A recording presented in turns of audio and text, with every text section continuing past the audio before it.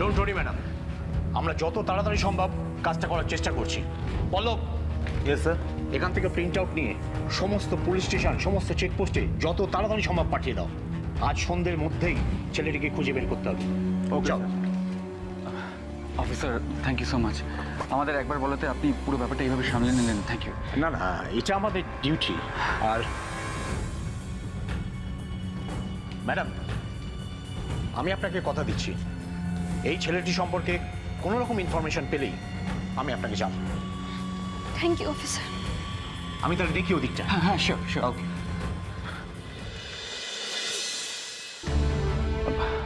পাওনা, আমার মনে হচ্ছে তোমার এবার বাড়ি ফেরা উচিত, অনেকটা দেরি হয়ে গেছে কিন্তু। তাই তো, অনেকটা দেরি হয়ে গেছে। হ্যাঁ শোনো শোনো, আমি তো ওনাদের সাথে আছি, আমি টাইম টু টাইম তোমাকে খবর দিতে থাকবো। তুমি একদম চিন্তা করো না, কিছু না কিছু একটা হবেই। কিন্তু আজকে এই মুহূর্তে তুমি যদি বাড়ি না ফেরো তাহলে কিন্তু মুশকিল হয়ে যাবে। দেখো, সবাই তোমাকে খুঁজবে, ঠাম্মি রাগারাগি করবে, আর সব থেকে ইম্পর্টেন্ট যেটা, বন্যি সন্দেহ করতে শুরু করবে। আর বন্যি সন্দেহ করা মানে ও আবার কিছু একটা করতে চেষ্টা করবে। সবটা কেটে যাবে, সবটা। ঠিক বলেছ, সত্যি অনেকটা দেরি হয়ে গেল। এতক্ষণে তো নিশ্চয়ই সবাই ভালো মাকে নানা রকম প্রশ্ন করছে। আমার প্রশ্নের উত্তর দাও,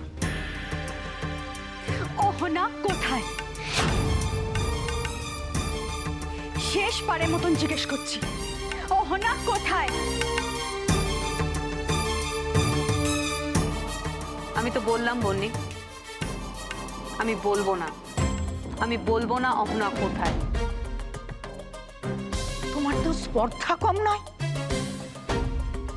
একই মিথ্যে কথা বলছো, তার উপরে মুখে মুখে তর্ক করছো।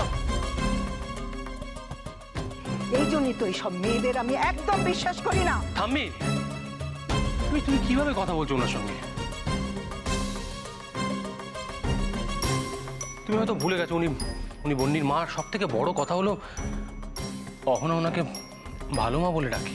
তুমি মা, মা না বিভীষণ? দেখো ঠাম্মি, আমার মনে হয় ওনার সঙ্গে এইভাবে কথা বলাটা ঠিক হচ্ছে না। ওনার মান সম্মানের কথাটাও আমাদের ভেবে দেখা উচিত। অনেক ভাবা হয়ে গেছে, অনেক ভাবা হয়ে গেছে। বেশি সম্মান দিয়ে ফেলেছে ওকে, আর নয়। এতদিন বন্যির মা বলে সমস্ত কিছু মুখ বুঝে আমি সহ্য করেছি, কিন্তু আর তো বলবো না।